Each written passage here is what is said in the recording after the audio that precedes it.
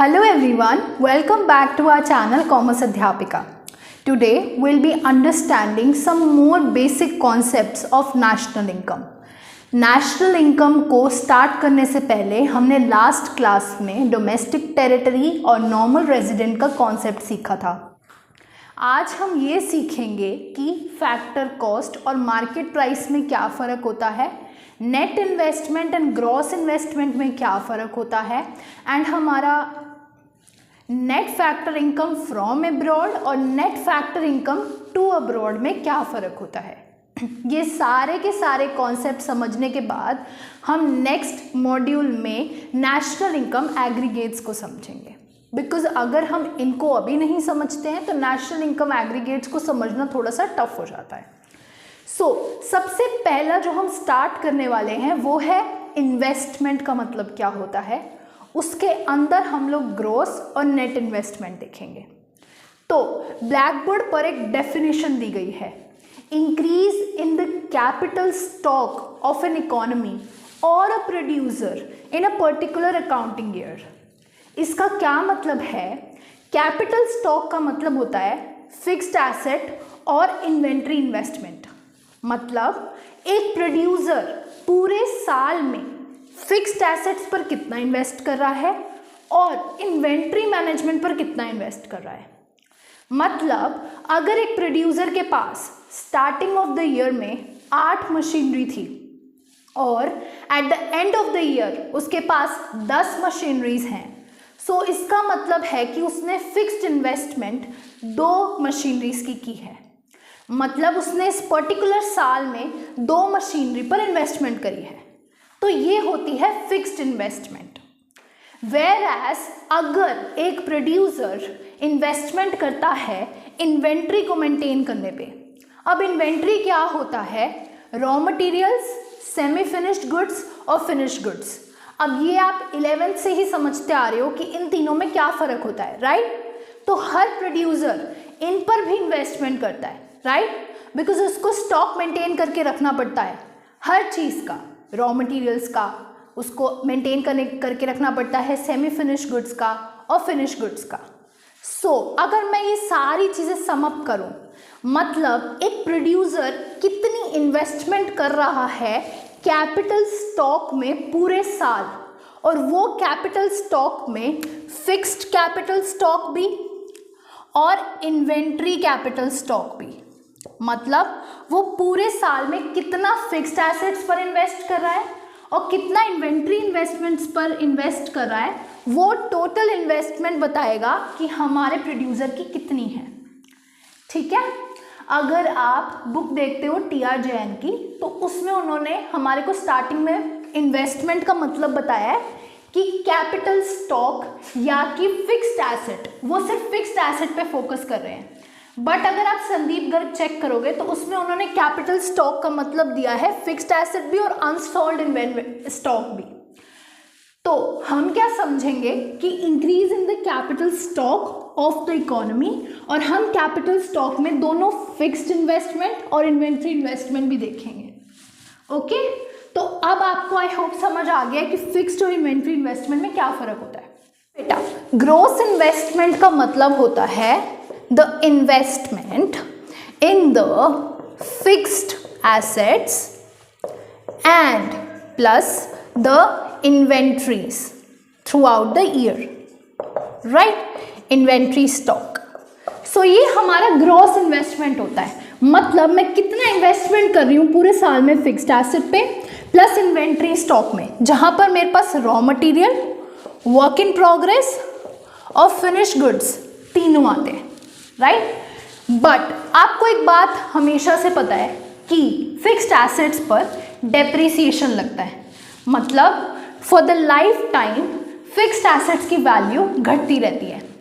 तो जब एक फिक्स्ड एसेट वॉर्न ऑफ हो जाती है, मतलब वो अपने लास्ट ईयर में पहुंच जाती है, तो उस टाइम पर उसको डिस्पोज किया जाता है, और उसको डिस्पोज करने के बाद रिप्लेसमेंट में एक नई एसेट लाई जाती है। ठीक है? तो जब एक एसेट पूरी तरीके से डेप्रिशिएट हो जाती है अपनी पूरी लाइफ टाइम के बाद, तो उसको रिप्लेसमेंट के लिए एक नई एसेट लाई जाती है। ठीक है? नाउ अब अपना दिमाग यूज़ करना। अगर मैं रिप्लेसमेंट के लिए एक फिक्स्ड एसेट पर इन्वेस्टमेंट कर रही हूँ तो क्या वो रियलिटी में कोई इन्वेस्टमेंट हुआ? नहीं, क्योंकि यहाँ पर मैं कोई इंक्रीज नहीं कर रही कैपिटल स्टॉक में, यहाँ पर मैं मेंटेन कर रही हूँ कैपिटल स्टॉक। फॉर एग्जाम्पल, अगर in the beginning of the year मेरे पास 8 मशीनरीज थी, ठीक है, 8 मशीनरीज थी। At the end of the year आते आते एक मशीनरी पूरी तरीके से डेप्रिशिएट हो गई, ठीक है, तो मेरे पास 7 मशीन्स बच गई थी। अब मैंने देखा कि यार मेरी तो प्रोडक्शन कैपेसिटी घट रही है, इसलिए मैंने एक नई मशीनरी खरीदी उस वाली मशीनरी को रिप्लेस करने के लिए। तो एट द एंड मेरे पास फिर से कितनी मशीन्स बच गई? 8 मशीन्स। तो क्या यहाँ पर मेरा कैपिटल स्टॉक बढ़ा? नहीं, यहाँ पर मैंने सिर्फ अपने कैपिटल स्टॉक को मेंटेन करा, मैंने उनको 8 मशीनरी पर रखा।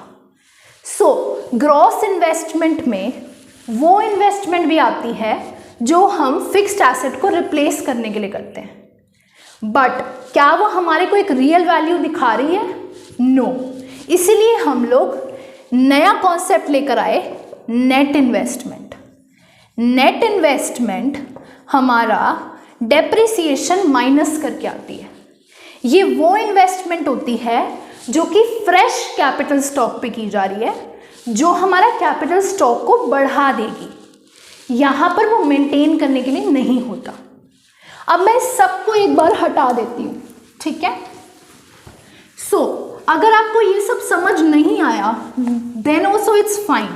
आपको क्या समझना है कि अगर मुझे ग्रॉस इन्वेस्टमेंट से नेट इन्वेस्टमेंट पर जाना हो तो मुझे माइनस करना पड़ता है डेप्रीसिएशन, राइट। अगर मैं डेप्रीसिएशन को माइनस कर दूंगी तो मेरे पास नेट इन्वेस्टमेंट आ जाएगी। मतलब मैंने पूरा साल फ्रेश एसेट्स में कितना इन्वेस्ट किया, फ्रेश कैपिटल स्टॉक में कितना इन्वेस्ट किया, ये आ जाएगा, राइट। सो प्लीज इसको याद रखना कि ग्रॉस से नेट पे जाने के लिए हम डेप्रीसिएशन को माइनस करते हैं। अकाउंट्स में होता है ना कि अगर आपके पास ग्रॉस प्रॉफिट है तो आप सारे एक्सपेंसेस को माइनस करते हो, तब आपके पास जाकर नेट प्रॉफिट निकल कर आता है, राइट। तो ग्रॉस से नेट पे जाने के लिए कहीं ना कहीं मुझे एक्सपेंसेस को घटाना पड़ रहा है। वैसे थोड़ा सा रिटेन करने के लिए ऐसे याद रखना कि ग्रॉस से नेट पे जाने के लिए हम डेप्रीसिएशन को माइनस करते हैं, क्योंकि यहाँ पर हम कैपिटल स्टॉक की बात कर रहे हैं। स्टूडेंट्स, हमारा जो नेक्स्ट इम्पॉर्टेंट कॉन्सेप्ट है वो है फैक्टर कॉस्ट और मार्केट प्राइस के बीच में डिफरेंस देखना। अब इन दोनों के बीच में डिफरेंस समझने से पहले हम एक कहानी सुनते हैं। सपोज एक प्रोड्यूसर प्रोड्यूस करता है 50,000 वर्थ के गुड्स, ठीक है। उसने प्रोड्यूस किए गुड्स वर्थ ₹50,000, ठीक है। वो गया, उसने इसको मार्केट में बेचा और उसको 50,000 रुपये मिल गए, ठीक है। नाउ बट उसने एक्सपेंडिचर किया था रॉ मटेरियल पर 10,000 का, मतलब उसका रियल रेवेन्यू 40,000 था, राइट। ये होता है हमारा ग्रॉस डोमेस्टिक प्रोडक्ट। मतलब ये एक्चुअली में मार्केट वैल्यू है of all those goods and services which were produced in the economy, right. So ये हमारा जीडीपी होता है। ये मार्केट वैल्यू है उन गुड्स की जो एक्चुअली में पूरे साल प्रोड्यूस हुई है, क्योंकि वो 40,000 की बिकी है, राइट। बट अब अगर मैं आपको कहती हूँ कि हम 2 सिनारियोज लेंगे।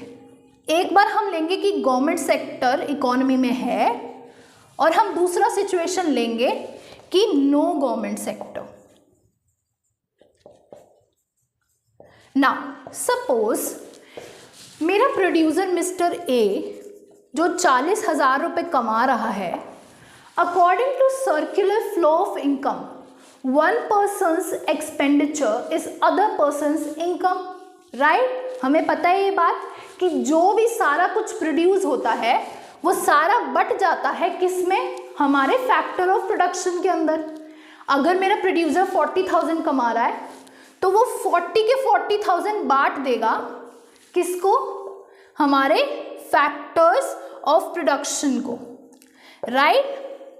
ये सबको पता है। तो इसका मतलब land, labour, capital and entrepreneurs में ये 40,000 बट जाएंगे।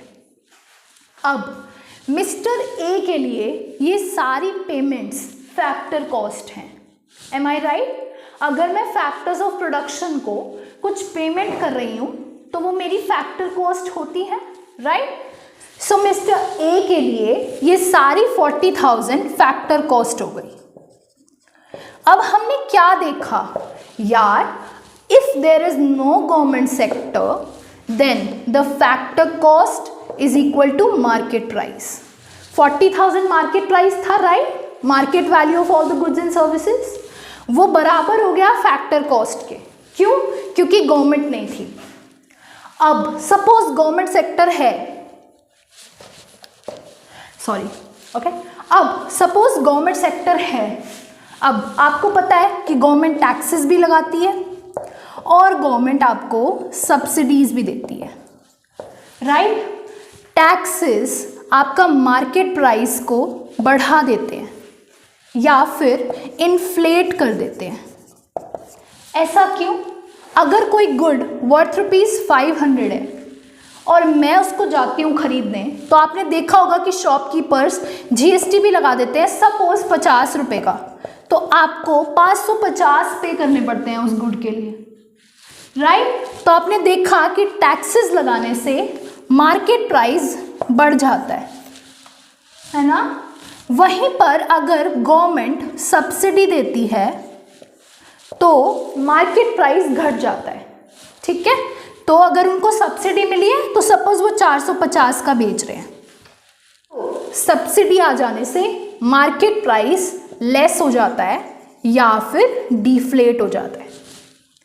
अब अगर आपको ये कॉन्सेप्ट समझ आया then it's very good, but अगर आपको ये नहीं समझ में आया तो I will sum it up for you कि आपको नेशनल इनकम में क्या रिटेन करने की ज़रूरत है, ठीक है।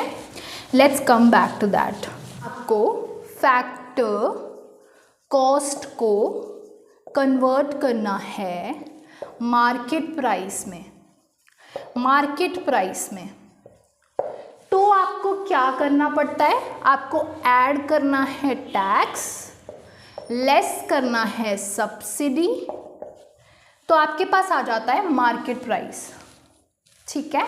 वहीं पर अगर आपको मार्केट प्राइस दिया गया है तो ऑब्वियसली वो इन्फ्लेटेड होगा, राइट। अगर टैक्सेस लगे होंगे तो वो इन्फ्लेटेड होगा।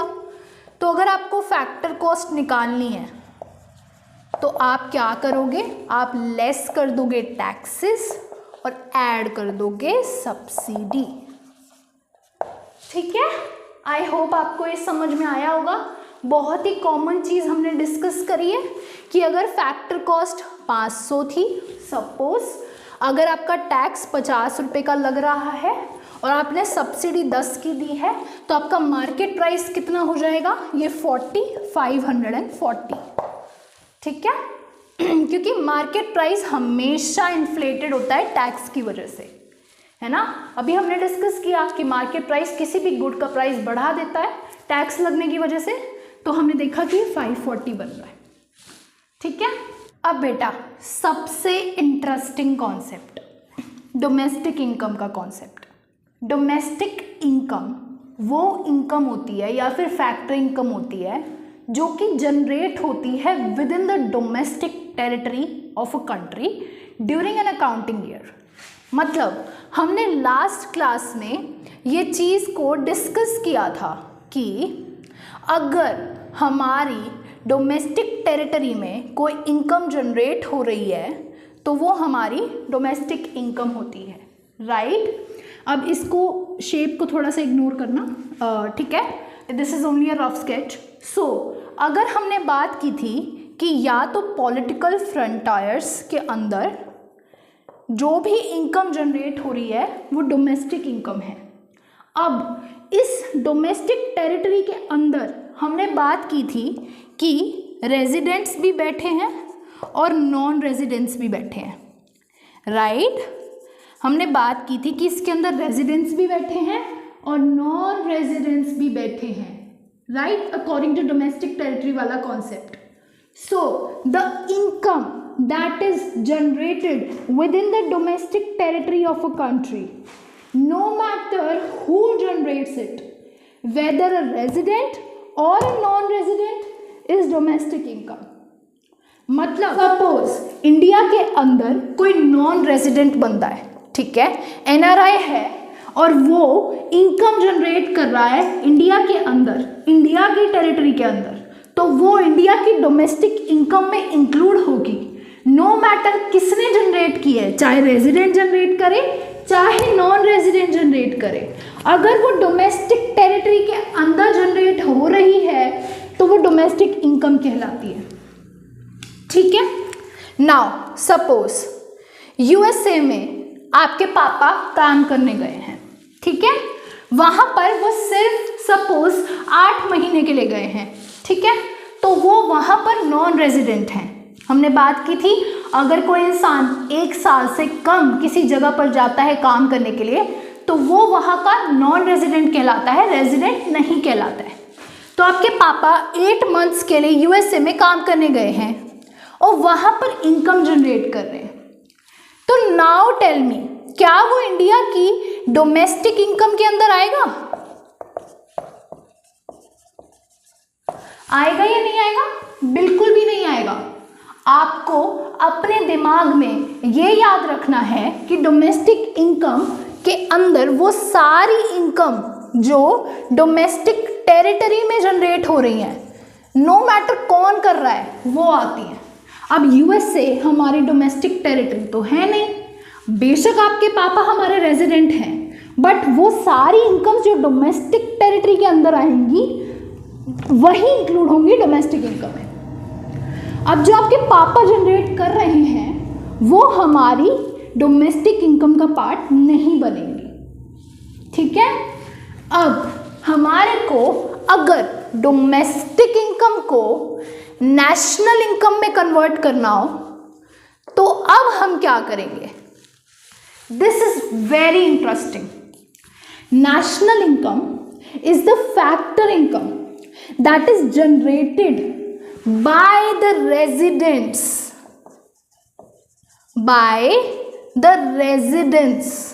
हमने पहली क्लास में डेफिनेशन देखी थी कि नेशनल इनकम वो सारी फैक्टर इनकम्स होती हैं जो कि एक रेजिडेंट जनरेट करता है, नो मैटर कि वो कहाँ पर जनरेट कर रहा है, चाहे डोमेस्टिक टेरिटरी में कर रहा है चाहे डोमेस्टिक टेरिटरी में नहीं कर रहा है, बट वो अगर रेजिडेंट है तो वो नेशनल इनकम का पार्ट बन जाता है। आई होप आपको ये समझ आया होगा। डोमेस्टिक इनकम में वो इनकम्स जो डोमेस्टिक टेरिटरी के अंदर है, चाहे रेजिडेंट करे चाहे नॉन रेजिडेंट करे, बट अगर हम नेशनल इनकम की बात करते हैं, चाहे कहीं पर भी कोई बंदा बैठा हो, अगर वो इंडिया का रेजिडेंट है तो वो इनकम के अंदर आएगा, नेशनल इनकम के अंदर। अगर आपको ये समझ आया तो वेल एंड गुड, बट अगर नहीं आया तो हम इसको फिर से समराइज करते हैं। मतलब डोमेस्टिक इनकम से अगर हमें नेशनल इनकम पर जाना हो तो हम क्या करेंगे? हम ऐड करेंगे फैक्टर इनकम फ्रॉम अब्रॉड और हम लेस करेंगे फैक्टर इनकम टू अब्रॉड।